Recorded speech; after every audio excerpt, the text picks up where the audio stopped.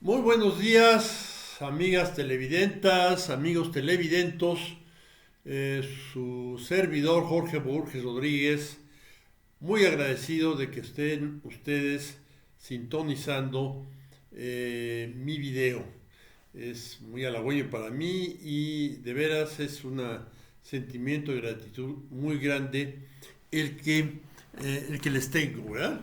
Bien, miren, vamos a hablar hoy de un tema muy importante, el de los ejércitos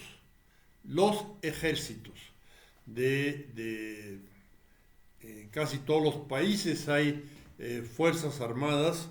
Hablo de ejércitos por la historia de nuestro país, en que fue la fuerza principal de armada. Durante muchos años la existencia de fuerzas armadas en el mar que nos pertenecía, que nos era vecino, del cual sacábamos eh, eh, eh, alimento y desde el cual cada vez más, proporción mayor se fue, nos fuimos comunicando con el mundo, ¿verdad? Pero fuimos un país básicamente en el altiplano y entonces, bueno, esto fue menor. Entonces la importancia del ejército nacional es mayor, ¿verdad? Y bueno, pero esto se dio en muchas partes del planeta. Primero se dieron los ejércitos de tierra y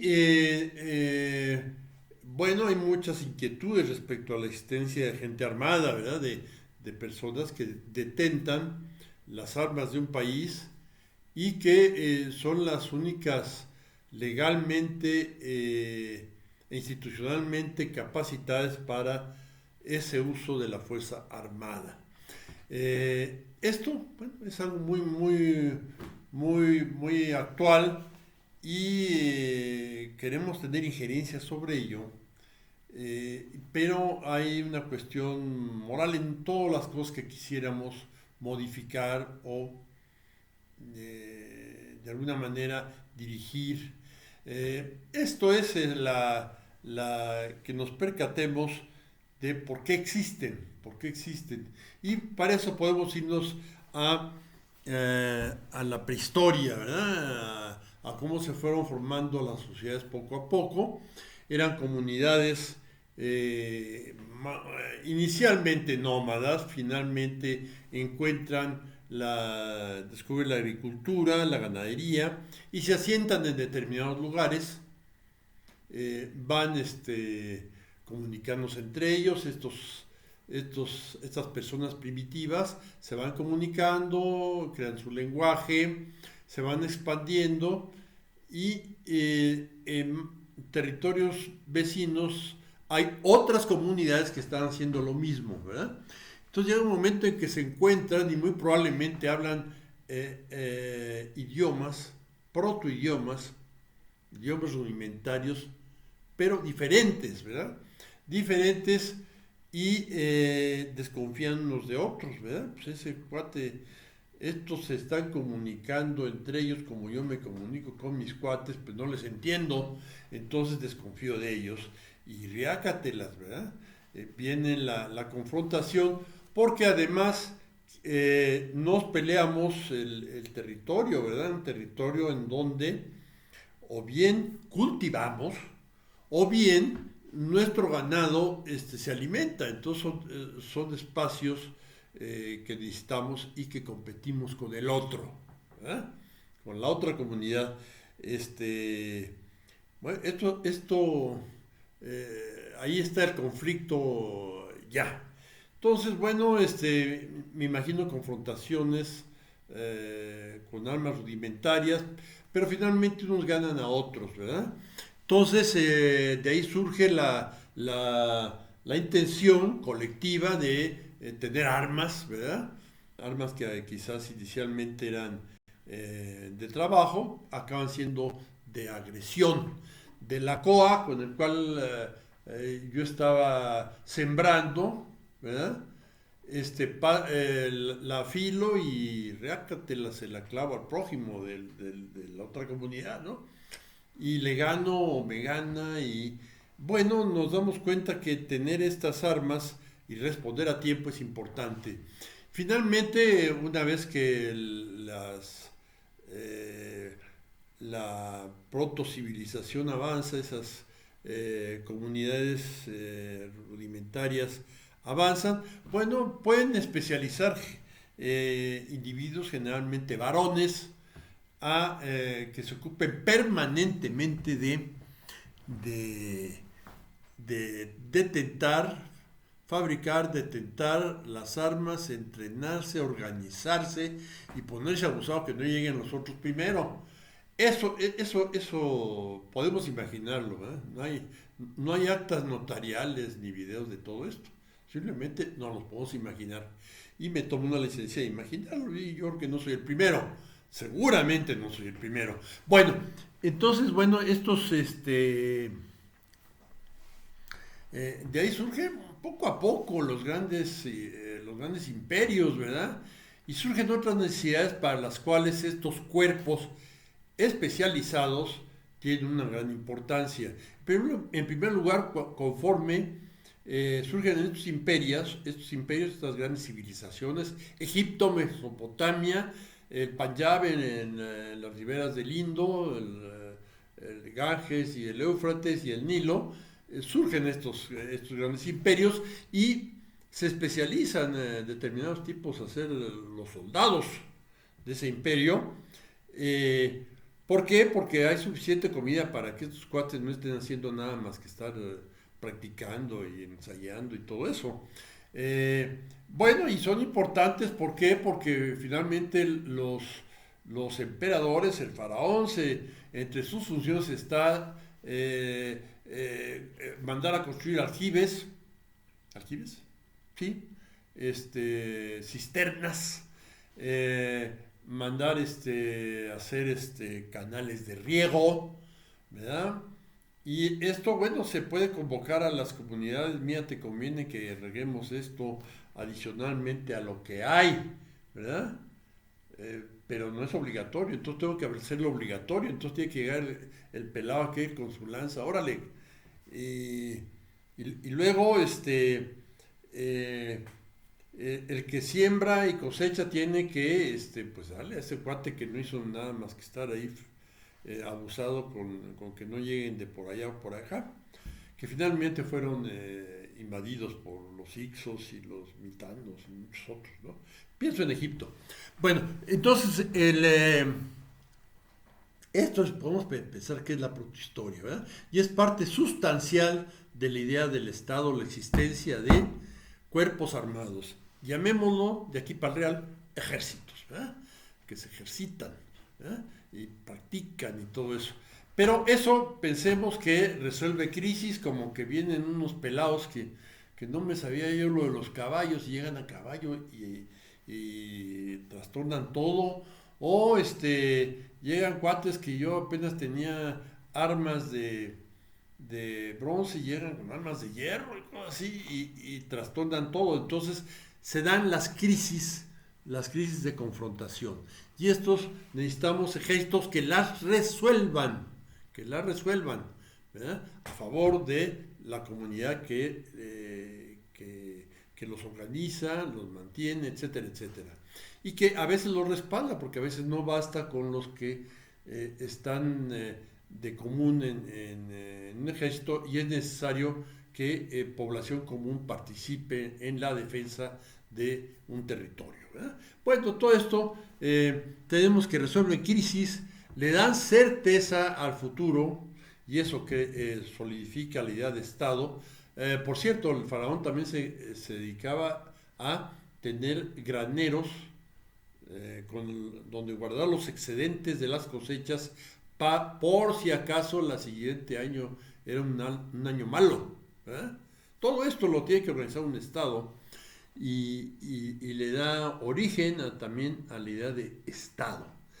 Y bueno, esto sigue evolucionando desde aquella época a través de una cantidad de avatares, de confrontaciones, entre grupos cada vez de origen más lejano, ¿verdad? Llegan por ahí los mongoles hasta Turquía, ¿verdad? Y luego los turcos hasta Viena, y luego este, eh, de muchas partes del centro de Asia invaden para aquí y para allá, la India es muy inestable por todo aquello, etcétera, etcétera. Vienen de muchas partes, ¿verdad? Entonces, bueno, es necesario tener estos ejércitos y estos ejércitos tienen ciertas características. Los soldados deben es deseable que todo el mundo sea inteligente y que pueda tomar decisiones y que las tome, ¿verdad? Por ejemplo, cuando está decidiendo si a qué becerro sacrificar y a cuál no, ¿verdad? O a qué becerro o que lo sacrificas o que les mochas sus genitales y entonces tienes ahí un buey en lugar de tener un toro, ¿verdad? ¿Cuál quieres de semental y cuál quieres como animal de tiro, ¿verdad? Todo eso se necesita inteligencia para hacerlo y es deseable que la gente tenga inteligencia. Pero los ejércitos deben ser contundentes y entonces deben actuar como si fueran uno, ¿verdad? Organizadamente, de consumo, de acuerdo, ¿verdad? Como si fueran una sola persona, como si una sola persona lo estuviera moviendo, ¿verdad? Un solo cerebro. Y de hecho eso pasa, ¿verdad? Porque el soldado, aunque tenga criterio y razón propia, debe de actuar como si no la tuviera, ¿verdad?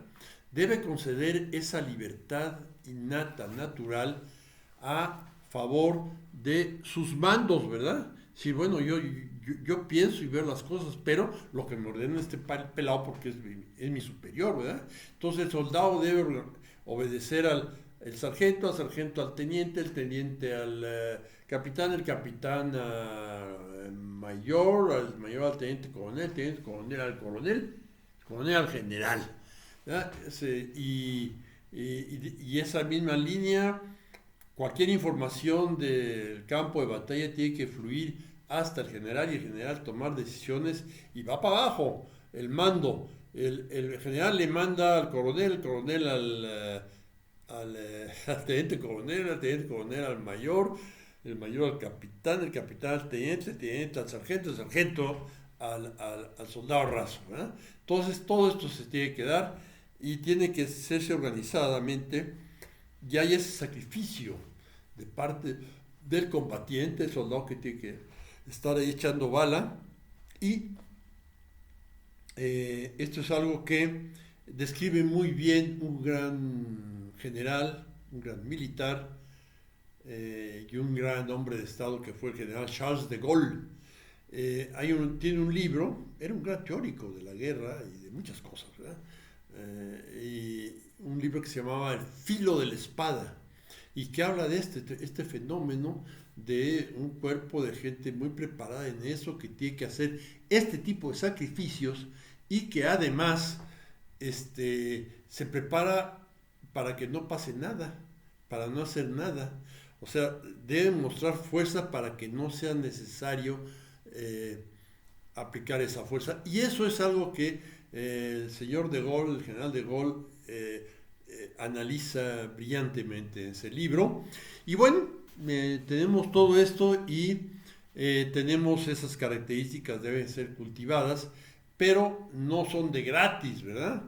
Esa es seguir las líneas de mando y hacerles caso y esforzarse y arriesgar la vida por la patria y todo eso. Debe estar muy metido ese tipo de capacidad de sacrificio en el soldado, en el que está echando la bala, en la línea de golpeo, ¿verdad?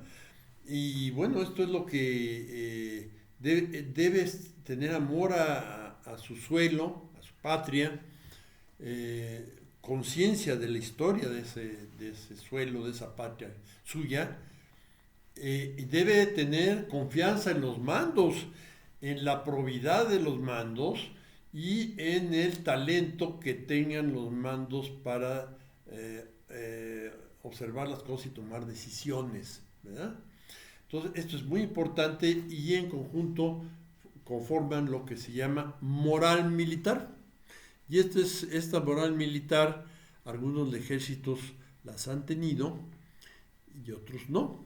O las tienen en un momento y se les debilitan, ¿verdad? Miren, por ejemplo, bueno, por cierto, dejo para el final las armas, la calidad de las armas, ¿verdad? Miren, como ejemplo, al invadir México, el ejército francés venía mucho mejor equipado, estaba mucho mejor equipado que el ejército republicano de México, ¿verdad? El ejército de Juárez.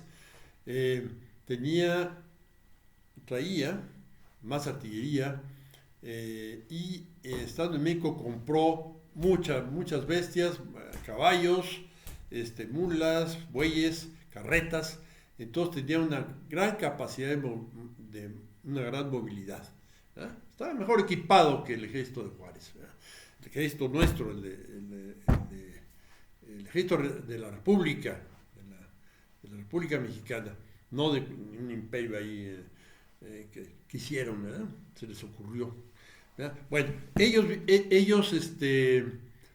llegan muy confiados, con la moral muy alta, y a partir de la victoria de Puebla va creciendo la moral del ejército mexicano y va creciendo la moral del ejército francés, porque además se dan cuenta que estaban luchando, que ellos eran los malos, ¿verdad? En esta confrontación. Y bueno, finalmente sabemos la historia, México gana y se reconstruye la República y se refunda el Estado mexicano. Esto es bien importante y las armas, como quiera, se fabrican, se compran o se capturan del enemigo. Y esto fue lo que pasó, ¿verdad? Grandes hechos estratégicos fue, por ejemplo, cuando Villa logra un ejército que inicialmente era de voluntades y que poco a poco se va armando. Entonces, las armas son importantes, son con las que se pelea, pero las dejo hasta el final. Lo importante son las otras características de un ejército. Bien, mañana es 19 de febrero y es el Día del Ejército Mexicano. Entonces, este es el primer video en esa dirección. Mañana tendremos un segundo video de este tema, pero ya del Ejército Mexicano. Por lo pronto, les doy las gracias por atender este video. Un abrazo, a seguir esforzándose en cuidarnos del fregado virus y hasta mañana. Gracias.